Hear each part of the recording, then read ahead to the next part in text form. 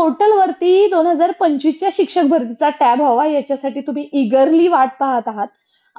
अर्थातच सर्वजण वाट पाहत असतील, परंतु त्याच्यामध्ये सर्वात महत्वाचा अडसर आहे ती म्हणजे संच मान्यता. संच मान्यता, नवी संच मान्यता 2024चा GR रद्द व्हावा यासाठी कोर्टात केस चालू होती. त्याच्या संदर्भातलं अपडेट सध्या वकिलांचं काय म्हणणं आहे, सध्या तिथे जस्टिस कोण आहेत, म्हणजे न्यायाधीश कोण आहेत, कोणाकडे केस वर्ग करण्यात आलेली आहे, मेन्शन कधी करण्यात आलेली आहे, त्याचबरोबर संच मान्यता साठी तारीख वाढवून मिळावी, कमीत कमी 1 महिन्याचा वेळ मिळण्यासाठी शिवयुनिटी फाउंडेशनच्या माध्यमातून आपण 30 सप्टेंबरलाच पत्रव्यवहार केलेला आहे आणि आज पुन्हा एकदा रिमाइंडर ईमेलद्वारे टाकलेला आहे, कारण त्यांना तरी जाग यायला पाहिजे, त्यांच्याही लक्षात पाहिजे की कोणी ना कोणी विचारणार आहे. आणि मित्रांनो, आत्ताच तुम्हाला या व्हिडिओमध्ये इव्हन या ऑनलाईन प्लॅटफॉर्म मध्ये वरती मी सांगते की याच्यासाठी मुदतवाढ मिळणारच आहे, कारण ती त्यांना द्यावीच लागणार आहे, कारण तेवढ्या महत्वाच्या गोष्टी सध्या राज्यात घडतात आहे. आणि अर्थातच कोर्टात केस असताना हे संच मान्यतेचा घाट कसा घालू शकतात याच्यावरती क्वेश्चन मार्क आहे, ते सुद्धा आपण या लेटरच्या माध्यमातून विचारलेलं आहे. आणि सर्वात महत्वाचं, जेव्हा या संदर्भात माननीय शिक्षण मंत्री केसरकर सर यांना जेव्हा भेटले तेव्हा त्यांनी सांगितलं की संच मान्यता GR आम्ही रद्द करू, सरकार संपलं, त्यांनी रद्द नाही केला.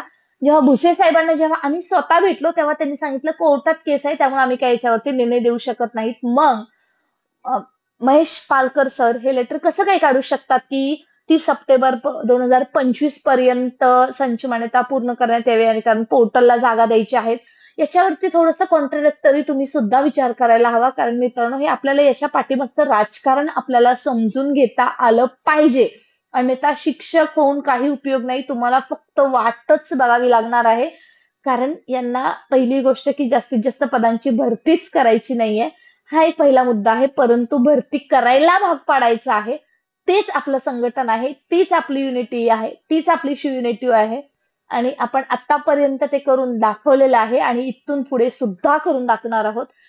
नमस्कार मित्रांनो, संच मान्यतेवरतीच रोस्टर तपासणी होणार आहे आणि त्यानंतरच विद्यार्थी संख्येनुसार शिक्षकांची संख्या किती असावी हे ठरलं जाणार आहे. आणि नंतरच पोर्टलवरती या आस्थापना आहेत 1 ते 12च्या खाजगी अनुदानित, नपा, झेडपी, अंशतः अनुदानित या पोर्टलवरती जागा देतील. मित्रांनो, त्याच्यामध्ये सर्वात महत्वाचा अडसर आपल्या सर्वांनाच माहित आहे, तो म्हणजे नवी संच मान्यता 2025चा GR.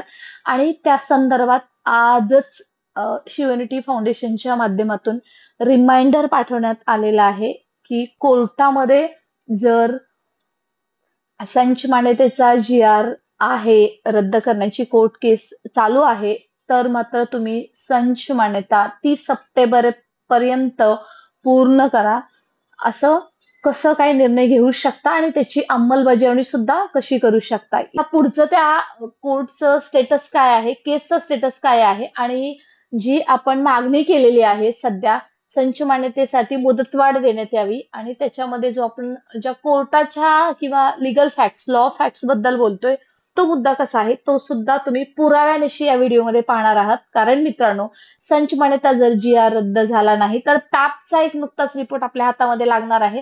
त्याच्यानुसार राज्यामध्ये समग्र शिक्षा अभियान अंतर्गत किती जागा सध्या भरल्या जाऊ शकतात याचा आकडा आहे, आणि तो आकडा जर तुम्हाला कळला तर तुमची फार निराशा होणार आहे. अर्थातच त्याच्यावरती सुद्धा लवकरच एखादा व्हिडिओ बनवून देईलच, कारण कसं आहे, सत्य परिस्थिती आहे ते तुमच्या समोर यायलाच हवी, तोच आपला उद्देश आहे. परंतु ते चालू असताना संच मान्यतेचा कोर्ट केस कशी लागेल याच्यासाठी सुद्धा प्रयत्न चालू आहेत. आजच नुकतंच पाटील सर आहेत, त्यांच्याशी सुद्धा बोलणं झालेलं आहे आणि त्यांनी वकिलांची सध्या काय त्याच्या संदर्भातलं म्हणणं आहे ते सुद्धा त्यांनी सांगितलेलं आहे. याबद्दल आपण या व्हिडिओमध्ये चर्चा करणार आहोत. चॅनलवर नवीन असेल तर सबस्क्राईब करायचं आहे, नोटिफिकेशन ऑन करायचं आहे. आणि अर्थातच मित्रांनो, सर्वांनी या अगोदर तुम्हा सर्वांचे एक विश आहे जी आपण युनिव्हर्सला सांगितलेली आहे की संच मान्यतेचा GR 15/2024चा रद्द करण्यात यावा. आणि हे युनिव्हर्स आहे ती फक्त तुमची विश ऐकत नाही, तर त्याची का गरज आहे, तर त्याच्यामध्ये जास्तीत जास्त पदांची शिक्षक भरती होण्यात यावी अशी आपली विश आहे. आपली विश पूर्ण होईलच. 100% मला तर विश्वास आहे तुम्हालाही असावा. काही वाटतं नक्की कमेंट सेक्शन मध्ये लिहा. चला तर मित्रांनो मुद्द्यावरती येऊया. मी ऍडव्होकेट प्राध्यापक बालुशा माने. आज सध्या जी गरज आहे ती म्हणजे संच मान्यतेचा जो टायमिंग दिलेला आहे. महेश पालकर यांनी एक लेटर सुद्धा काढलं होतं, तुम्ही पाहिलं असेल, आणि तो होता 30 सप्टेंबर 2025 पर्यंत संच मान्यता पूर्ण करावी. इव्हन 9 ते 12च्या आस्थापनांना सुद्धा त्यांनी ते लेटर पाठवलं होतं आणि पोर्टलवरती ते जागा द्यायची आहे, त्याच्यासाठी संच मान्यता पूर्ण करायची आहे. संच मान्यतेनुसार नंतर रोस्टर तपासणी बिंदू नामावलीकडे मावककडे पूर्ण आस्थापनांना म्हणजे सर्वच आस्थापनांना जायचं आहे आणि मग तिकडून मावककडून रोस्टर तपासणी झाल्यानंतर किती जागा शिल्लक आहेत शिक्षकांच्या हे पूर्णतः पिक्चरच क्लिअर होणार आहे. परंतु आपण हे लेटर हेड पाहतोय आणि आज महाराष्ट्र राज्य माध्यमिक व उच्च माध्यमिक शिक्षण संचालक यांना आज रिमाइंडर मेल सुद्धा पाठवण्यात आलेला आहे, कारण आपण यांना 30 सप्टेंबरला मागणी केलेली आहे की संच मान्यतेसाठी सरळ विद्यार्थी नोंदणीची मुदत वाढवून मिळण्याबाबत. आता मित्रांनो, माननीय महोदय, संच मान्यतेसाठी सरळ व आधार नोंदणीची मुदत दिनांक 30 सप्टेंबर 2025 पर्यंत दिलेली आहे. या मुदतीत नोंदणी पूर्ण होण्यात पुढील अडचणी आहेत. आता कोणकोणत्या अडचणी आहेत? कारण कसं आहे, आपला मुद्दा समजून पुढच्या व्यक्तीने घेण्याच्या अगोदर पार्श्वभूमी मांडणं गरजेचं आहे. प्रस्तावना आपण शिकलेलोच आहोत बीएड मध्ये, त्यासाठी गरजेचं असतं, त्याशिवाय तो विषय जास्त चांगल्या प्रकारे समजत नाहीये. आपली जी मागणी आहे ती 4थ्या नंबरला आहे. त्याच्या अगोदर ह्या मागण्या आपण पाहून घेऊयात. ड्रॉपबॉक्स मध्ये असणाऱ्या विद्यार्थ्यांची रिक्वेस्ट टाकूनही संबंधित शाळेकडून किंवा महाविद्यालयाकडून अपडेट झालेली नाहीये. अर्थातच जेव्हा विद्यार्थी शाळा सोडून जातो किंवा वरच्या वर्गामध्ये जातो तेव्हा मात्र एक जे शाळा असते त्या विद्यार्थ्यांना ड्रॉपबॉक्स मध्ये टाकत असते. ज्या वर्गामध्ये ज्या शाळेमध्ये त्यांनी प्रवेश घेतलेला आहे तिथं मात्र त्यांना इन करायचं असतं, परंतु त्यांनी रिक्वेस्ट केल्यावर तिथून त्यांनी रिक्वेस्ट एक्सेप्ट करायची असते की हा व्हॅलिड विद्यार्थी आमच्याकडे आहे. त्यामुळे बऱ्याच ठिकाणी शाळा महाविद्यालयाकडून अजून ते अपडेटच झालेलं नाहीये. दुसरा आणि सर्वात महत्वाचा मुद्दा, पावसाने आता विदर्भ मराठवाडासह संपूर्ण महाराष्ट्रात थैमान घातले असून विद्यार्थी, पालक, शिक्षक यांचे जीव काही ठिकाणी धोक्यात आलेले आहेत आणि त्यामुळे महाविद्यालय व शाळाचा संपर्क तुटला असल्यामुळे टेक्निकल गोष्टी, इंटरनेट याचा सुद्धा प्रॉब्लेम आलेला आहे आणि त्याचमुळे मुदतवाढ मिळण्यात यावी अशी मागणी आहे. आणि अर्थातच 4थी जी मागणी आहे ती आपल्या संदर्भात आहे की नवी संच मान्यता परिपत्रक 15 मार्च 2024 बाबत कोर्टाचा निकाल येणं बाकी आहे. माननीय न्यायालयात ही बाब विचाराधीन असताना त्यावर अंमलबजावणी करता येत नाही, तरी त्यावर काम चालू आहे. माननीय न्यायालयाच्या निर्णयाची दखल घेऊन पुढील कार्यवाही करावी, अन्यथा ही लढाई संपणार नाही, असा आपण इशाराच शिवनेटी फाउंडेशनच्या वतीनं महाराष्ट्र राज्य माध्यमिक व उच्च माध्यमिक शिक्षण मंडळाला दिलेला आहे. कारण मित्रांनो, गरज आहे, यांना समजलं पाहिजे की कोर्टात मुद्दा आहे. जेव्हा संच मान्यतेचा जी रद्द करावा या संदर्भात जेव्हा कोणीही कुठलीही संघटना, कोणतेही अभियोग्यताधारक, इव्हन मी स्वतः जेव्हा शिक्षण मंत्र्यांची भेट घेतली तेव्हा ते सांगतात की सध्या कोर्टात जी आर आहे म्हणून आम्ही तो रद्द करू शकत नाही. आणि हे चालू असताना मात्र कोर्टात जी आर असताना तर संच मान्यता पूर्ण करा हे लेटर काढू शकतात. त्यामुळे हे सगळं कॉन्ट्राडिक्टरी आहे. याच्यावरती चांगली कोर्ट केस होऊ शकते, सुप्रीम कोर्टापर्यंत जाऊ शकते. परंतु सध्या आपण वाट पाहतोय ती म्हणजे कोल्हापूर खंडपीठाच्या निर्णयाची. त्यामुळे कोल्हापूर खंडपीठाचा अपडेट असा आहे, वकिलांनी नुकतीच रेसिपी दिलेली आहे, मेन्शन केलेली आहे केस, ती म्हणजे नुकतीच आजच. आणि त्यामुळे मेन्शन केल्यामुळे नक्कीच आता मेन्शन केल्यावरती सुट्ट्या आहेत 2 दिवस, त्यामुळे पुढच्या आठवड्यामध्ये ही केस लागणार आहे. सध्या जस्टिस तिथं आहे की कर्णिक जस्टिस आहेत, त्यामुळे ती केस ऐकून घेतील.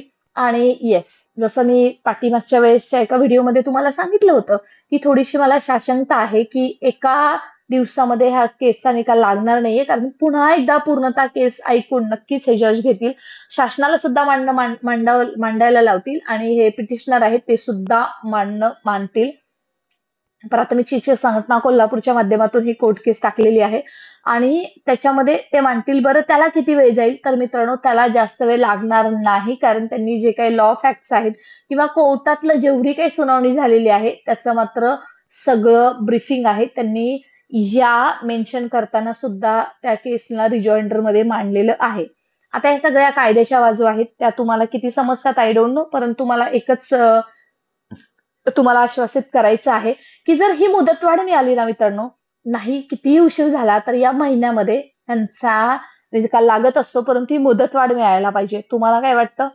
आपल्या प्रयत्नाला यश येईल की नाही? कमीत कमी 1 महिन्याचा जरी कालावधी संच मान्यतेसाठी मिळाला, तर मात्र कोर्टाकडून वकिलांच्या पाठी लागून, जजेसच्या पाठी लागून आपण संच मान्यतेचा काहीही जरी निर्णय आला, अर्थातच निर्णय आपल्यासारखाच येणार आहे, तर निर्णय येणं महत्वाचं आहे. त्याशिवाय पुढचं सगळं अडकून राहतंय. नाही जर निर्णय आला तर सुप्रीम कोर्टामध्ये जाणारच आहेत.